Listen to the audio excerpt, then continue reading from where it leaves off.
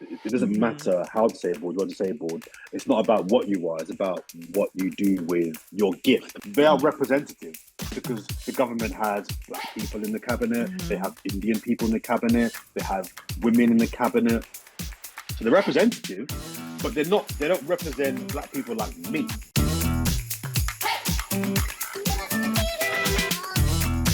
Welcome, Jordan. How are you today? I'm amazing. Thank you very much. How are you? Yeah, I'm good. I am so looking forward to this conversation. A big welcome to Disabled and Proud. And yeah, I think this is going to be such a fun chat. I know it's going to be a fun chat. Yeah, I know it's going to be a fun chat. I'm looking forward to it. Me too. So how I like to start this podcast is how I've always liked to start this podcast, and I'm not going to change it. So with that in mind, how do you refer to your disability? I refer to my disability as I'm a below-the-knee amputee. Or in school, I was peg leg, or a plastic, or because most people didn't know, and when I was younger, what a prosthetic was. I got a plastic leg. Is what was the easy way to kind of translate it to most people. But yeah, I'm a below-the-knee amputee. So I had an amputation, when I was 18 months years old. Right. So slight funny but not funny story here. Whenever I do talks about my leg, and I go into like schools and prisons and colleges and various charities and talk about my disability and my career, and how the two are linked, I always talk about how the fact that I lost my foot. Well, I didn't lose it. It's not like a pair of keys. It was amputated. You're not going to find it. No, I'm not. It's gone. It's gone forever. But at 18 months years old is when it happened. And I've always said to people, but you know what, for me, because I lost my foot so young, and also because it happened so young, I didn't have to relearn to walk. So I've got friends that lost their foot when they were like 5 or 10 or even older, and they have to relearn to walk. So when they're walking, you can see their limb, or they might have lost their foot. They might have been amputated from above the knee. I'm below the knee.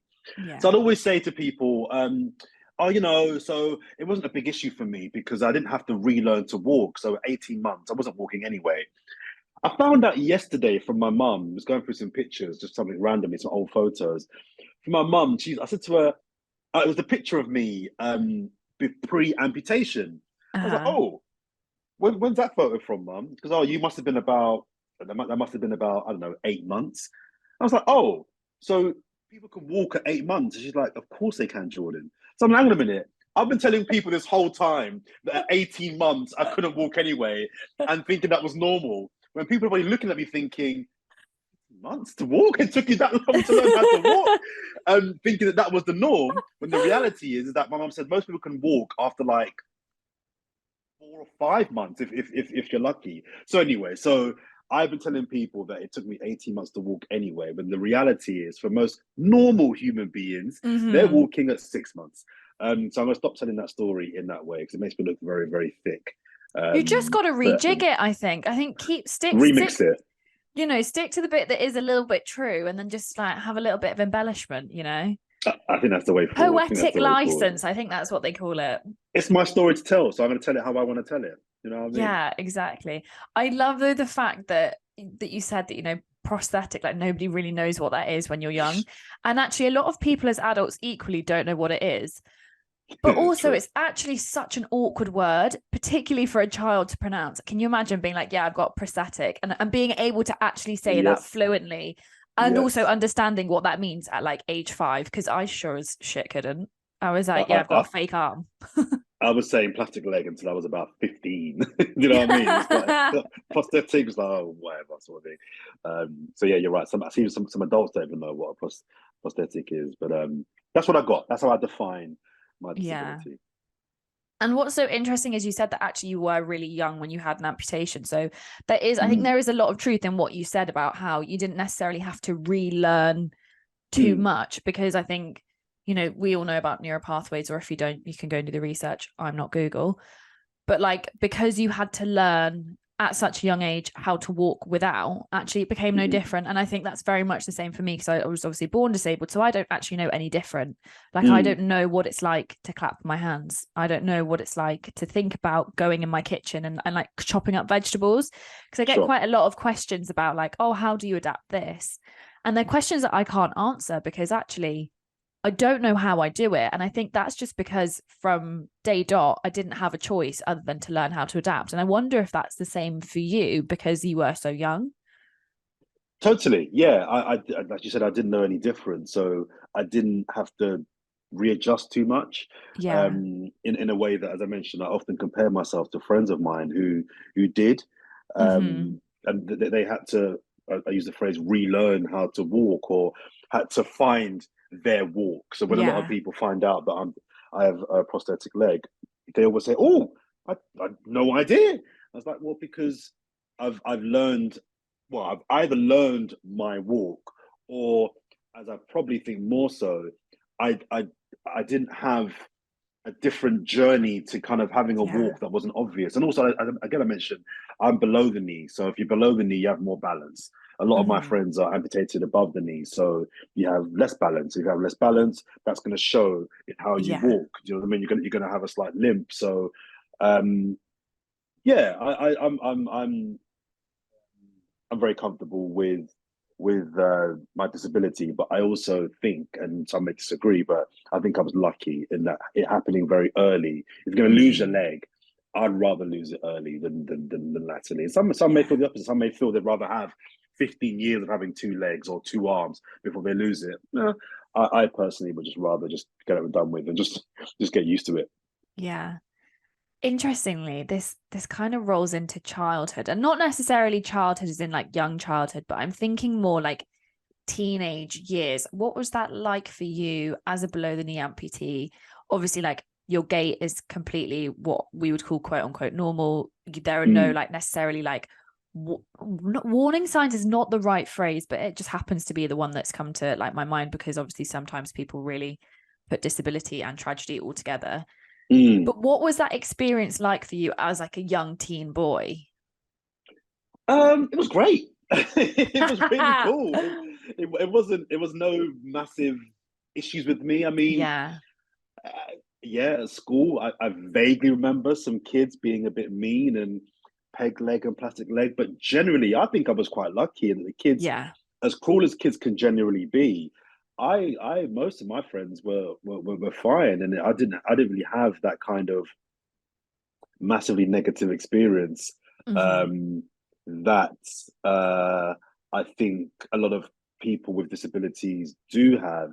The only overt example of something, a time where I vividly remember feeling embarrassed, and even then it was for a very brief period, was I was in primary school in the playground at playtime, Mm-hmm. and um, I was playing football and I kicked the ball really hard and my leg flew off way down the playground. Now, I laugh when I tell this story now because I think it's hilarious.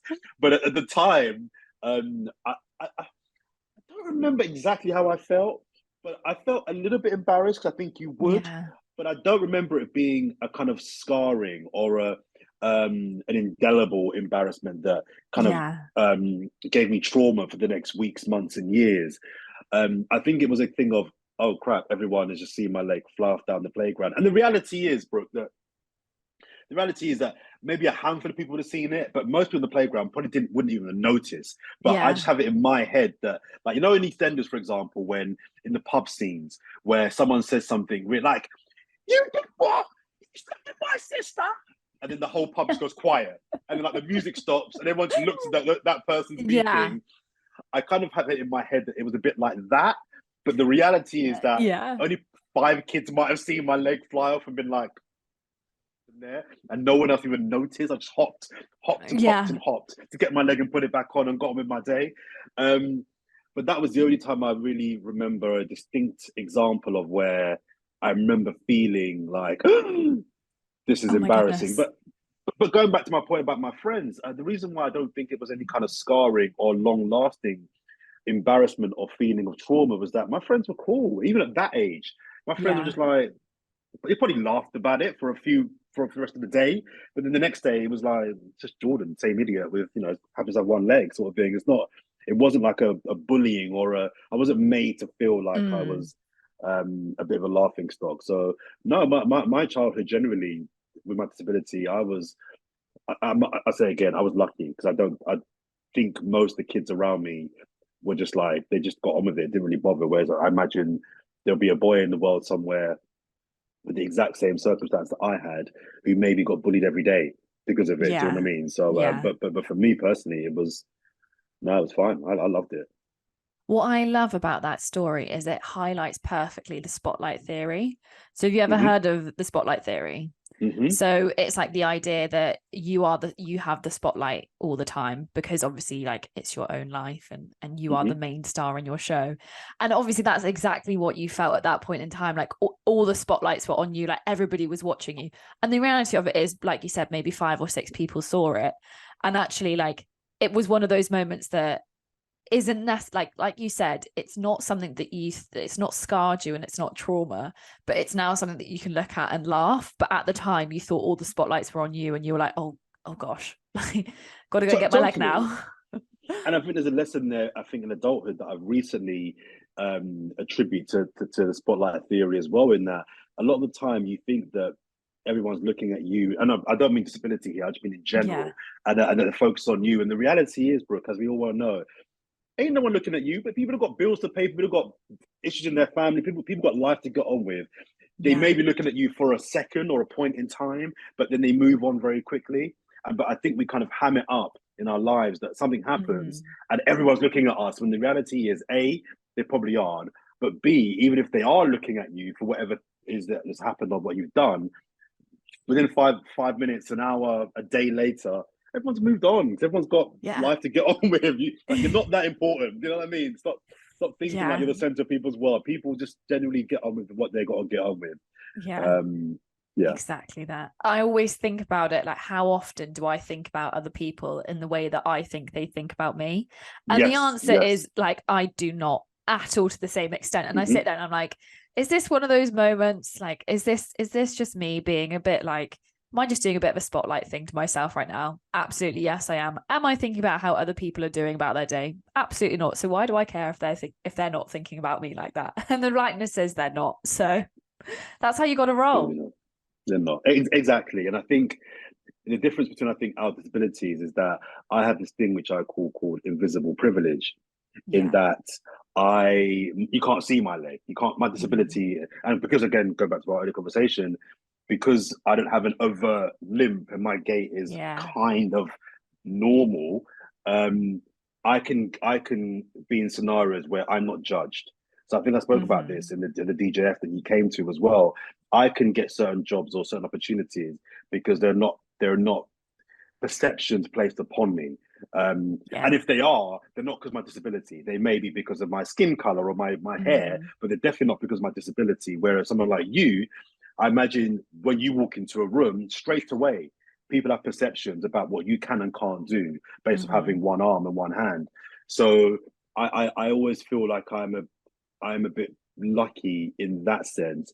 And it also links to something else that I've spoken about recently too, which is for years, Brooke, I always was very uncomfortable in referring to myself as disabled because I felt like a bit of a Yeah. fraud. Because Uh-huh. my disability is on the spectrum of disabilities. Mine's pretty minimal, right? Mine's. Hmm. I Yeah. am disabled. I've got 1 foot, so you are disabled. But on Yeah. the grand scheme, if there's a ranking of disabilities, I'm pretty low on that. So I was always a bit like, no, I can jump, run, play sports. I can do everything everyone else can do. Yeah. So, are you disabled really? But it's in the last couple of years I've realized that yes, you are disabled, Jordan. So it's just say it as it is. It's fine. But also the fact that your disability doesn't affect you negatively in the way that it affects all my friends who are blind or in wheelchairs or have CP Yeah. means that you can use your invisible privilege to Hmm. benefit those people. Hence the work I'm doing with DJF and others. I'm trying to use my big mouth and my visible privilege to benefit those who don't have either. They don't have a Yeah. big mouth and they don't have the privilege that I have. So I've become more comfortable with with my disability, in just that, just get over it. You are disabled. It doesn't Hmm. matter how disabled you are disabled. It's not about what you are, it's about what you do with Yeah. your um your gift, which, and my gift is my big mouth, my confidence. So it's how you're using those two things to benefit those who don't have the confidence in a big mouth, for Yeah. example.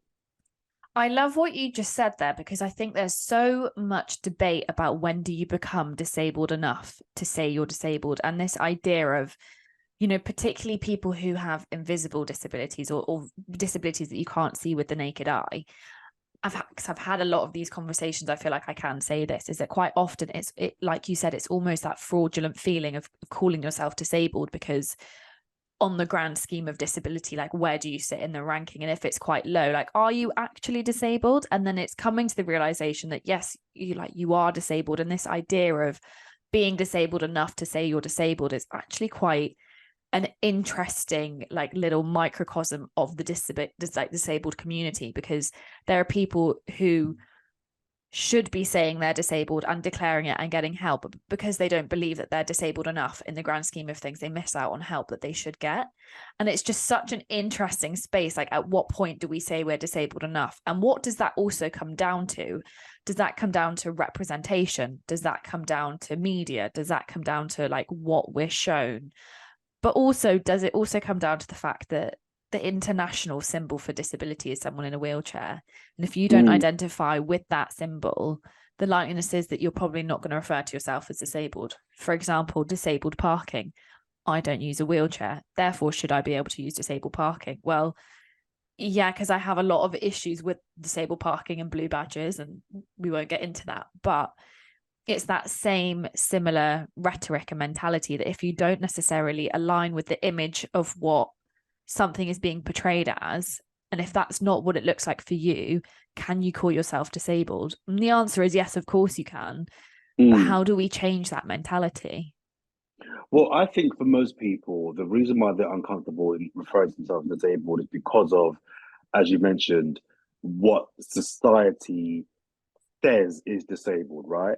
Mm-hmm. So they feel like, well, as you mentioned, I'm not in a wheelchair, or I don't have a stick, or you Mm-hmm. know, if my disability is not overt and obvious, therefore I'm not disabled. I think that's from the majority of disabled people who feel that way. That's why. I can't even blame that. If I'm being brutally honest, my hang up was just purely internal. It was just purely Yeah. like me telling me, "Are you disabled, Jordan? Are you really disabled? You know, you can run, you can jump, you can, you can do all the things that again, inverted commas, normal people can do. Mm-hmm. So, how is your disability really holding you back?" And that is the wrong way to look at it. It's not about Yeah. how you're being held back. It's just the reality. You have one foot. You are disabled. You know what I mean? Like it doesn't.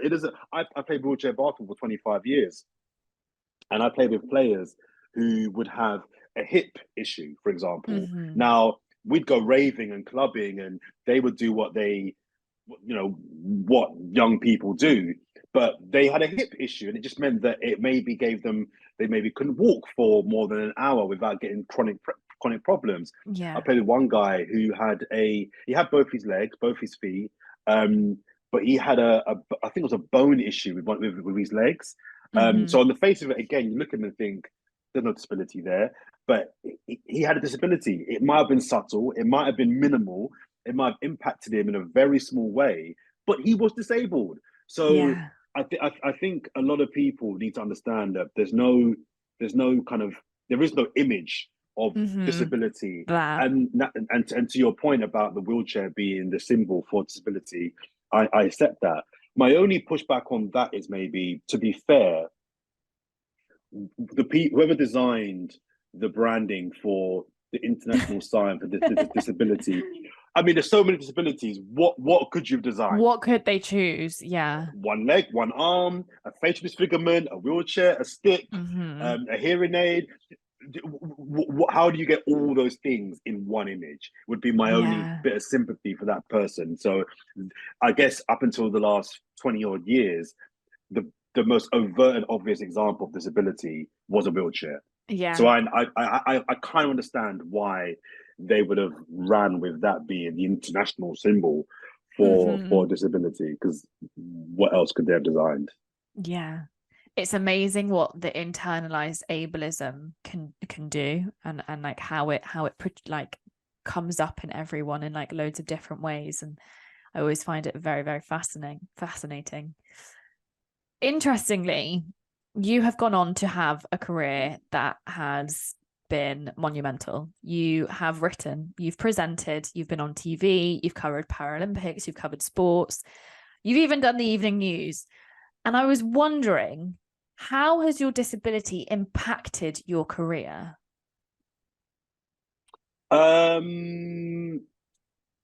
Positively. So I always say to people when I do a lot of talks and presentations and panel discussions that I would be a liar if I was to sit here and say that my disability has negatively impacted my career chances, because it hasn't. It just hasn't. In fact, it's the opposite, and I'll get to that in a second, which you kind of alluded to there. But if anything, any opportunity that I've not had in my career, or has been taken away from me or not been given to me, has been because of my race, more my disability. So it's been a black boy from South London. That's been a bigger label or a tag that has been difficult. And even now, I've kind of broken through that. But that would be a reason why I think I've missed out on opportunities. But my disability, no. In fact, it's been the opposite. And what I mean by that is I was a print journalist for 15 years, very young age, edited a couple of magazines, did radio show One Extra for 6 months, did local pirate radio, wrote for magazines, national and local magazines, same, did all of that. And then I went to Italy for 5 years to play wheelchair basketball professionally.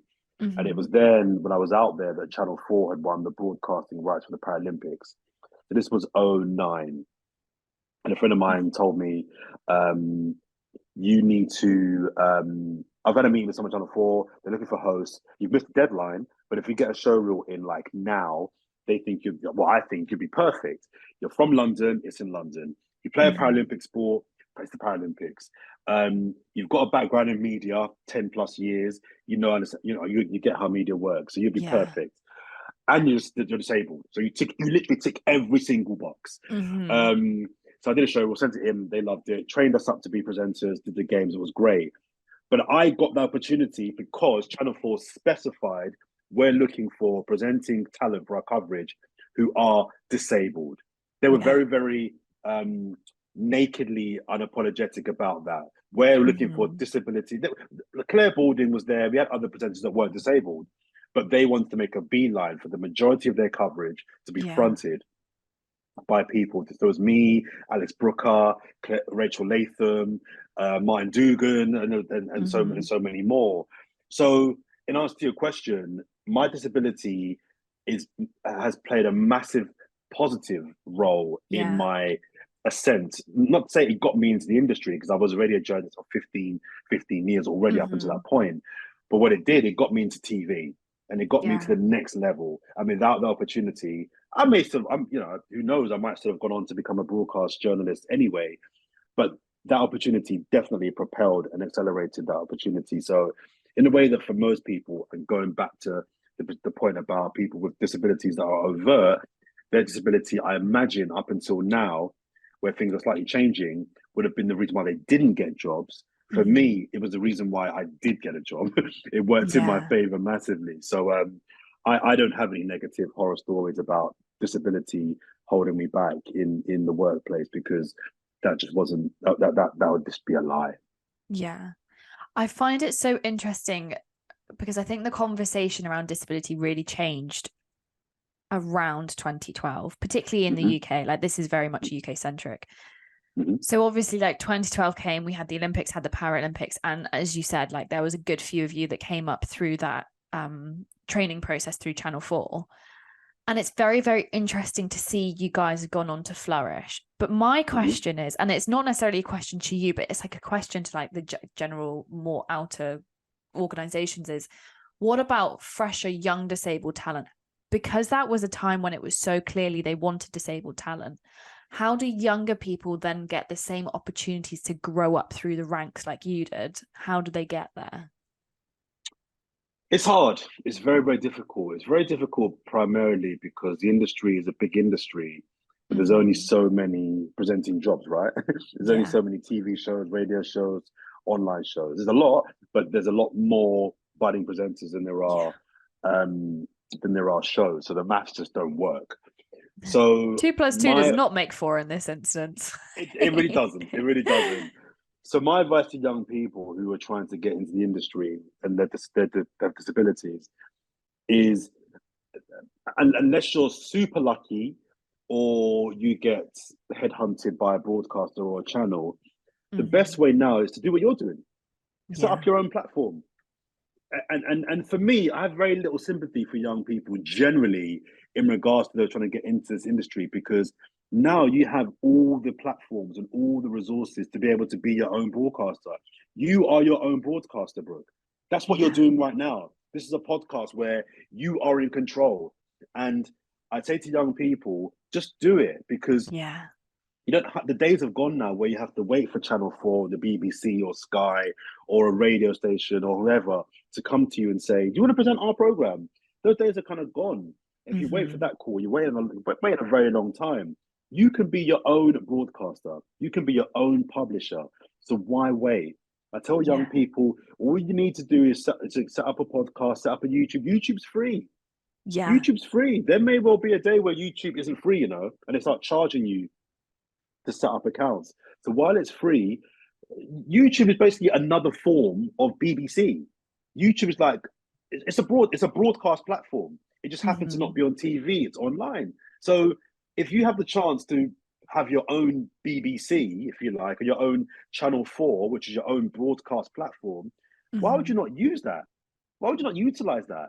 Get your own artwork, your own little jingle, your own, upload your own channels. It can be 1 minute, it can be 1 hour. You can be in control of your entire project. Why would you not want to do that? All you need is a mobile phone, a semi-good mic, and as you've got, some good lighting. You can learn to edit on YouTube as well. You can become your own publisher within a day. So I accept that it's harder in some senses because the competition is higher, right? There's more people that want to be presenters and hosts. But it's easier also in the sense that you don't have to go down the rabbit hole of traditional broadcast platforms. So do what you're doing. This is what I rate people like you, because you're like, you know what? Let me just do my thing. And the irony is, this is the irony. I know this for a fact.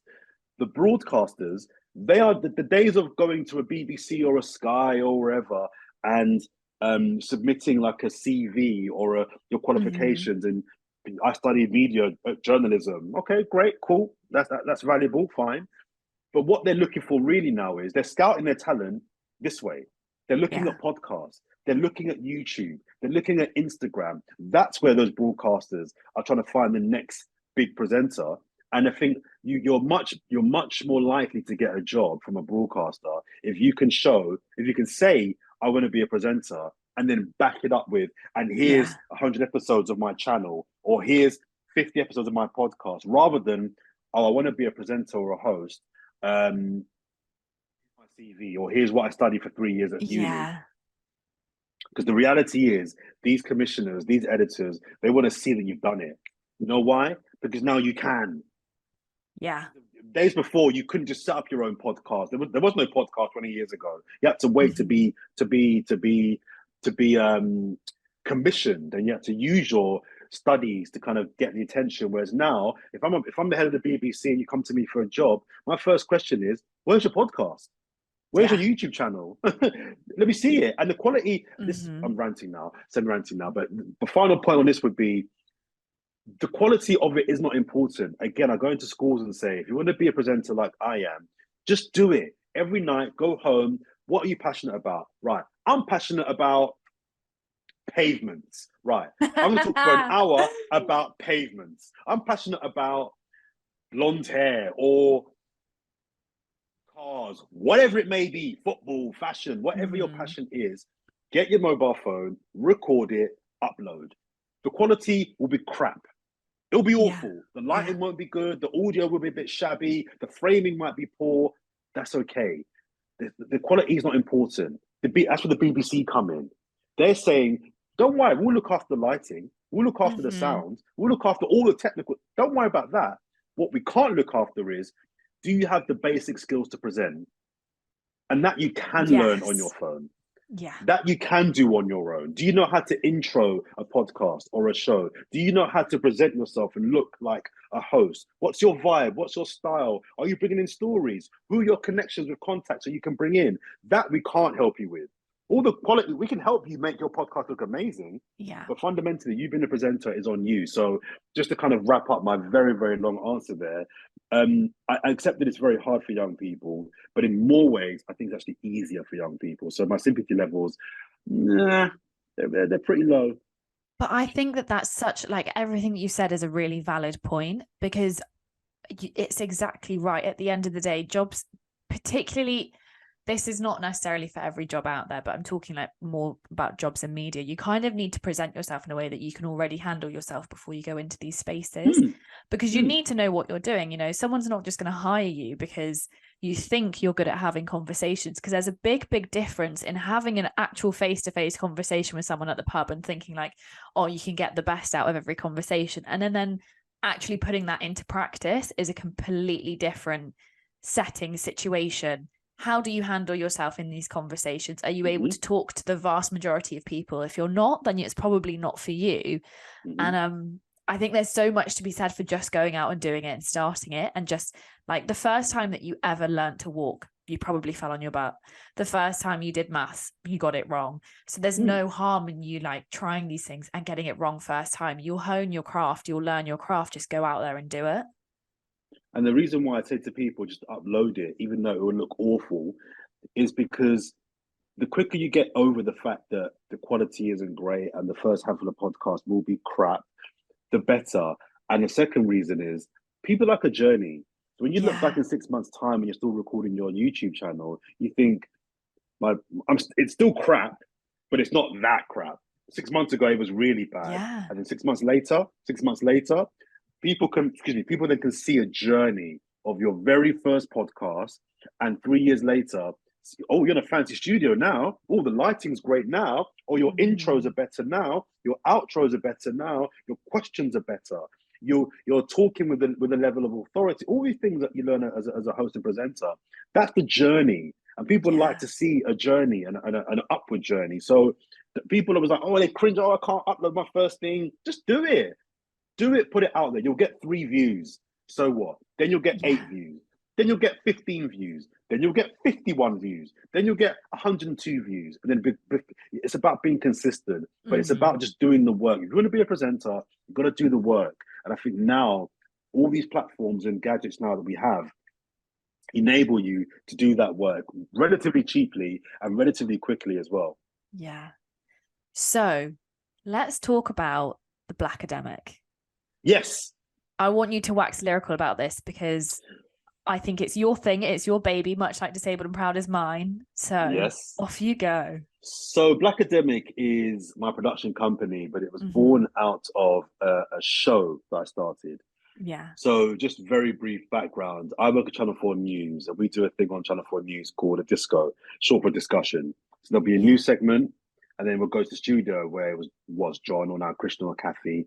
And in the studio, they'll be joined by 2 guests on the back of that news segment. Yeah. So during peak Brexit time, what I realized was that anytime we did a disco on anything relating to politics or economics or history or science, we'd always invite white men into the studio as guests. Always white men. Yeah. Okay. But anytime we did anything to do with music or sports or entertainment or something serious like knife crime, it would always be black men. And I was like, in my circles, I know black people who work in the legal sector, who are scholars, who are writers, who work in the aviation industry, business leaders. Why are these guys never invited onto the show? So rather than complain about it, I thought I'll just do my own show. So I started a show called It's All Blackademic, which was a panel discussion show with me hosting it with 3 or 4 guests, talking about issues relevant to the Black community. we did 6 seasons of that. That was great. We did other shows we on the platform, which are on our YouTube channel, which are still there, which were great. And then I realized about halfway through that process that the crew that I was getting to produce these shows, my crew, it was the same team. So why don't I just formalize it and make it a production company? Yeah. And that's what I did. So we're now Blackademic. We're 7 years on now, and we're now Blackademic Production. And look, the name, there's a clue in the title there that I'm very, very pro the representation, but not just representation, but the pro empowerment of Black people in the media industry. And my company doesn't just have Black people. We have white people. We have people from all races and ethnic minorities. It's not having a solely Black company. What it's more about is it's Black owned, so it's mine. And it's about having decisions made by a Black person that aren't biased against my own community, which I think I do see a lot of other production companies doing. And also it's important to me to have a very inclusive production company. So it's not just Black people. We have disabled people on my company. We have women and girls on my team. And I wasn't seeing that until about 5-6 years ago. I'd be on sets or production sets, and it's just all white men. It's like, where are the girls? Why has no one got a disability here? Where are the Black people? What's going on? So it's Blackademic Productions, but more so it's about having a company that, first and foremost, professionalism and quality is important. People won't employ us if we're not good. You've got to be good, first of all. Yeah, you've got to be good. But alongside that, there are good women camera operators. There are good Black sound people. There are good disabled editors. So let's get the good, but let's broaden the net to find it not just your Daves and your Johns who are white men fresh out of uni doing the production. So that's what we do. We do stuff for clients, Netflix, Twitch, LinkedIn, but we also create our own content. So we've got a website, but we've also got a YouTube channel, Blackademic. Go check it out, people. If you haven't seen it. I love that as well, because what you said is super important about representation. You weren't seeing the women, you weren't seeing the disabled, you weren't seeing the Black talent. Like, where was it? And actually, you went out and created it. And I think that's probably why we get on so well, is I think we've both seen like a spot where something should be, and we've kind of filled it. And there's so much to be said in that representation, like how valuable it is for representation, for people to see that they can do things, but also to know that there is space for them to want to do that if they want to. And there's so much in that. Totally. And I'm going to stop using the word representation so much, because while I think that's important, and you're totally right, I think it's actually more about implementation. It's about women implementation. Black, and what I mean by that is representation is fine. So without going off on a tangent too much, I love a tangent. We'll go on it. Okay, let's have a brief tangent. We're seeing with our current government, technically, they are representative, because the government has Black people in the cabinet, they have Indian people in the cabinet, they have women in the cabinet. So they're representative, but they don't represent Black people like me. So what you can have a company that's got Black people in it, but if they're not adhering to the sorts of opportunities and chances that I think need to be afforded to people that aren't from privilege, then representation is only half the job. Implementation is what I'm more interested in. So you can have a company of all women or all disabled people, but if those people aren't serving those women wider or disabled people wider, what is the point? What's the point? It's just window dressing. Do you know what I mean? You're showing that you've got disabled people on your company, on your board, for example. But if those people are not doing anything to try and ensure that other disabled people have a fair chance of also joining that board or that company, then you being there is pointless. So representation is only half the job. I think it's more about implementation. What are those people actually doing?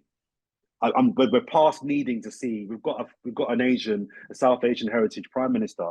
Yay! We had a Black president in America. Yay!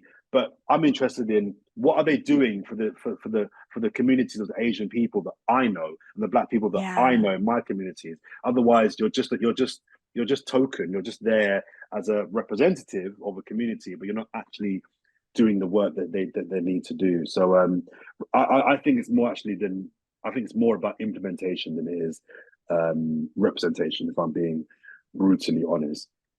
I've got a But I question for you love though. that. Yeah, Sorry. go. I love it So when I get sorry. asked questions. No, Ooh. I've got so many, but I don't want to take your podcast. I do this a lot. I kind of like I'm a guest. I kind of go into like host mode. I've got to stop doing it. It's like it's not your show, Jordan. But it's hard. Do It's it. so hard when you're on the It receiving is. end. I completely understand because I've been like, okay, I'm going to take this conversation in a different direction. And then I'm like, this is not for me to do. It's not, but I've got one question, and it's kind of relevant, and it's basically because your disability. Going back to our first question about Yeah. your visible disability and my invisible one, how does that play a role in love, dating, and sex for you? And I don't know the age range of the listeners of your podcast, so if this is totally inappropriate for your listeners, you can edit this No. bit out. But I'm really fascinated in how you spoke about how it plays a role in the workplace and in my particular career. But Yeah. I'm always fascinated to hear from people with disabilities their dating experience or their let's admit we're all adults here their sexual experiences Mm-hmm. and the response that other people get. So as someone like you is highly intelligent, highly charismatic, huge lots of personality, bundles of personality that you have, Listen to all how these do compliments. Oh, what am I going to do with myself? How am I going to get out of this they're, room? they're just facts, but how does all of that play out when I don't know if you have a partner or not, so forgive me, but when you were dating, the fact that your disability is visible, how does that play a role in your love life slash dating life? It's really interesting. So, like, I'm very much dating at the minute, and I make it very, very obvious in all of like my profiles that I have a disability. Like, I very rarely show a picture of me in a coat because I think you need to know first off what you're getting into. And I'm not going to beat around the bush and be like, here's myself in a jumper, but you can't see if I don't have an arm. So I make it very, very obvious that my disability is there. Um, and it like I don't seem to have that many like issues. I mean, I get the odd comment here and there. I think I once had someone message me telling me that I'd never understand the lyrics to Right Red Hand, you know, the theme tune for Peaky Blinders. Yes, And I I do. was like, that's a pointless thing to say, and it's not That's so really that dumb. funny. And That's then I've so had dumb. like a couple of I've had someone that I was just kind of like, Sorry, I can't how dumb that is.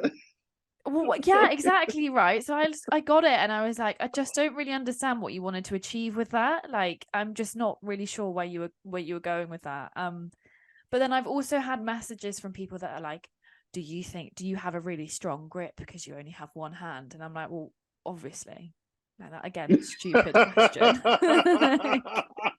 The dumbness is so funny. Sorry. But then I've also had people who are like, oh my God, that's so amazing. And I'm like, is it amazing? And I think partly because I do this and I have these conversations, and disability is what I talk about.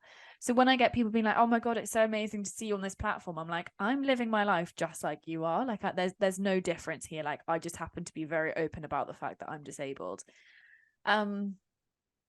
But I tend to find that it's a very, very good bullshit detector.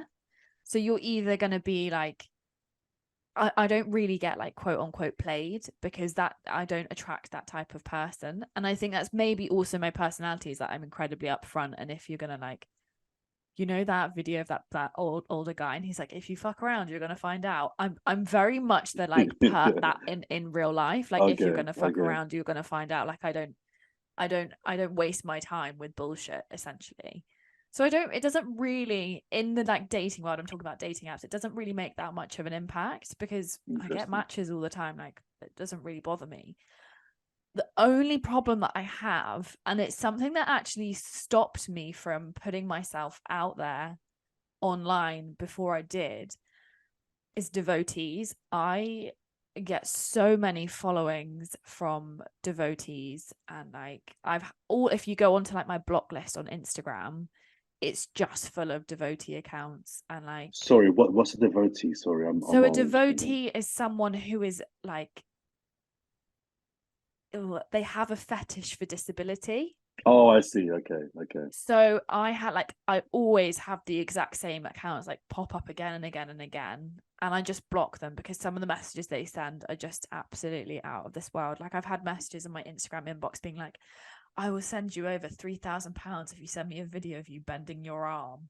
And I'm like, that's a really quick way to make money. And I can Mm. completely understand as to why some people do it, because that's quick money, but equally no, because you're using that for like sexual content, and that's weird. Yeah, yeah, yeah. And it's a really interesting one, is that like the devotee conversation, because like how did that become like a thing? How did like disability become a bit of a fetish? And actually, when we're talking about sex and relationships, how is it so often when we're talking about disability, sex and relationships, that it's never just like, oh, just like average Joe Bloggs and his partner who happens to have a disability? It's always somehow immediately fetishized. And I think that's why we really need to change the conversation, because there's going to be so much more disability sex talk as, you know, disability grows in the media, particularly because we're a lot more open to talking about it now, and we're a lot more open to talking about sex. But for so long, the conversation surrounding disability and sex was also fetishized, that actually we don't have this like middle ground of like, do you know what, disabled people can have sex, shock horror, and we enjoy it too, oh my god. Like we Yes. don't seem to have that. Yeah, We don't have I that agree. conversation, and we don't have that rhetoric. So where do we find it? And it's a very, very interesting one, because again, sometimes I'm like, I don't know if I can always talk on this topic, because I don't have, much like you in school, I don't have horrendous dating experiences surrounding my disability. And like, I think because I'm such an upfront person, I'm either like, you're either going to like it or you're not. And if you're not, that actually says so much more about you as a person than it does about me, that you're probably better out of my life anyway. Like, if you can't accept me for who I am, then you probably need to leave. Like, it was really no skin off my back, Yeah, you know. yeah. And like, I'm very good if I'm by myself. Like, I'm happily single. Like, so I Yes, don't, you yes. know, it's very much like a luxury, not a necessity. And and I'm very aware that I've like worked on that mindset. So that's something that I've, you know, really come across. But I do know a lot of, particularly interestingly, particularly disabled women who do struggle in dating. Like, and I know a lot of them. And that I find interesting, because a lot of my friends who are guys and who are disabled don't necessarily have the same problems that the girls do. So it's a very, Is very interesting conversation.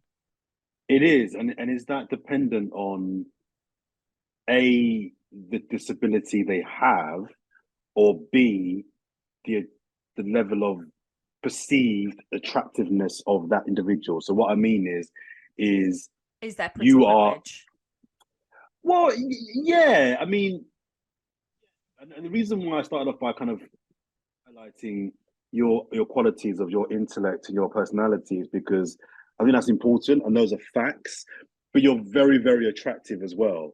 So I'm wondering if those friends of yours are, in some guys' perceptions, just not as attractive as to what they deem attractive, Yeah. or if their disabilities are, is it more subtle? Are they in a wheelchair? And is there like a ranking of Yeah. disabilities that are attractiveness? So someone that's got one arm is higher up in the chain than someone that's in a chair, and someone that's got one foot Yeah. is higher up than someone that's deaf, for example. And I just wonder if that plays a role in why some of your friends may have harder / different experiences in dating than you. But it's a hypothetical, to some degree, I guess. I think it's such an interesting one, but I have a really big, like, what I like to think is a groundbreaking theory, particularly surrounding men and women who are disabled who are dating. Do you want to hear it? I'm going to tell you Please, anyway. I don't care. come on. So, I want to hear it. our perception of men who are disabled, I think, is better than of women who are disabled. And the reason I believe this could be is because we are more used to seeing disabled men represented like in the media, out and about. And I think this comes down to war, because we were so, and I'm talking like world wars, I'm not talking about like, you know, in the last 10 years or so. But when we think about historically, men who have come back from the war, or men who have come back from battlefront who have been somewhat disfigured by war, they were treated as heroes. So the guy who came back with one leg because he was in a plane accident, or someone who became blind because they had mustard gas, they were exposed to that. we saw them as heroes, and that has never really changed all that much. Quite a lot of guys that I interview, now this is not the vast majority of them, but a good percentage of them will be asked at some point in their life if they were in the military, because we're so used to like putting disabled bodies and the military together, particularly for men. So I think that there's almost like this level of acceptance around male disabled bodies and there is around female disabled bodies, because we weren't really exposed to female disabled bodies. We think about women in the media who were disabled weren't even allowed, like your foot was never getting in the door, it doesn't even matter. And then we think about how even in America there were ugly laws, so if you were disfigured in any way, shape or form, you were not allowed outside the door.